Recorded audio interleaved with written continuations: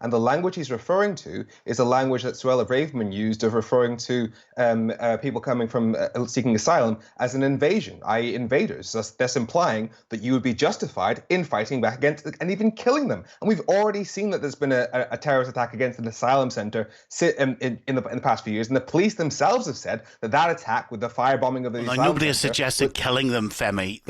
Sorry, no. Let's be clear here. If you call people invaders when they're coming to your country, the implication is you would be completely justified in fighting back. That is what you mean when you call somebody an invader. But you don't need to hypothesize, Femi, about the implication, do you? Because the government set out its policy. Its policy was to return those people, not kill them. Its policy was to deny them the right to appeal the case, not kill them. So we don't need to hypothesize about what the language was.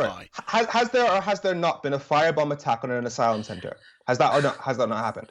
And have the police not said that it's... But you were describing the language and what the government's motivation might have been. You know the government's motivation. And that language fuels the ideology. And the police have said that it is right-wing ideology that fueled the attack, the firebombing of an asylum centre. And where does that ideology come from? We know that it comes from this government. These saying things like calling asylum seekers an invasion. That is deliberately violent language that you're using. And surprise, surprise, we get violent consequences as a result of this. But it is a question of what is balance. If a government came out with a policy of, let's put bleach in baby food or something completely ridiculous, would you say that the BBC and its presenters have to take a 50-50 approach? They can't really pick sides because it's a matter of political controversy right now. Because that's the guidelines. If it's a topic of current political debate, you're not allowed to take sides. That's not balance. That's not good journalism. On some things, they are objectively wrong. And calling asylum seekers invaders is objectively wrong.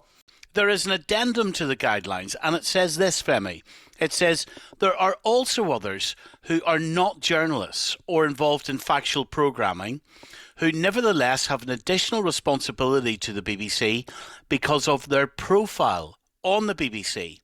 We expect these individuals to avoid taking sides on party political issues or political controversies. And I'm telling you that those rules should be changed because it's advocating absolute moral cowardice, especially on issues that are the most important, because the government is doing things that are horrendously immoral. It is calling asylum seekers calling asylum seekers invaders. They continue, despite seeing that there's been terrorist attacks against asylum seekers, despite seeing that Holocaust survivors have come and said, please, Suella, stop using that language because it is reminiscent of the Nazis. Despite all that, they're still going. So if you really going to side with a rule that says that you're not allowed to call that out, that is moral cowardice at the highest degree.